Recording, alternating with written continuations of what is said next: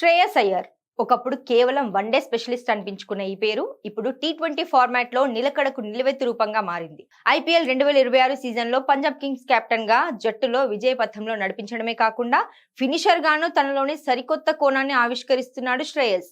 అయితే ఈ అద్భుత పరివర్తన వెనుక అయ్యర్ ను కలిచివేసిన అవమానాలు, విమర్శలు ఉన్నాయనేది ఆసక్తికరమైన అంశం. తనపై వచ్చే విమర్శలనే ఇంధనంగా మార్చుకొని తనను తాను నిరూపించడమే తన లక్ష్యమని అయ్యర్ స్పష్టం చేశాడు. తాజాగా అయ్యర్ తన మనసులోని మాటలను పంచుకున్నాడు. ముఖ్యంగా షార్ట్ బాల్స్ ఎదుర్కోవడంలో తనకు బలహీనత ఉందన్న విమర్శలపై అతను ఘాటుగా స్పందించాడు.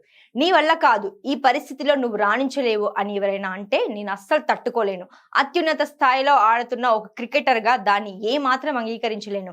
అందుకే నన్ను విమర్శించేవారు తప్పు అని నిరూపించాలని బలంగా నిర్ణయించుకున్నాను అని అయ్యర్ తెలిపాడు. ఆ కసి ఎంతలా ఉందంటే ప్రపంచ అత్యుత్తమ బౌలర్ జస్ప్రీత్ బుమ్రా వేసిన బౌన్సర్ ను అద్భుతమైన సిక్సర్ గా మలచి తన విమర్శలకు నోళ్లు మూయించాడు. వెన్ను గాయం కారణంగా జట్టుకు దూరమైనప్పుడు కూడా అయ్యర్ పట్ల కొందరు ప్రతికూల వ్యాఖ్యలు చేశారు.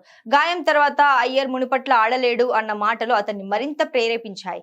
గాయం తర్వాత మన ఆలోచన విధానం ఎలా ఉంది అనేదే ముఖ్యమని, దేనికి ప్రాధాన్యత ఇవ్వాలి, వేటిని విస్మరించాలి అనే విషయంలో తనకు స్పష్టత ఉందని అతను పేర్కొన్నాడు.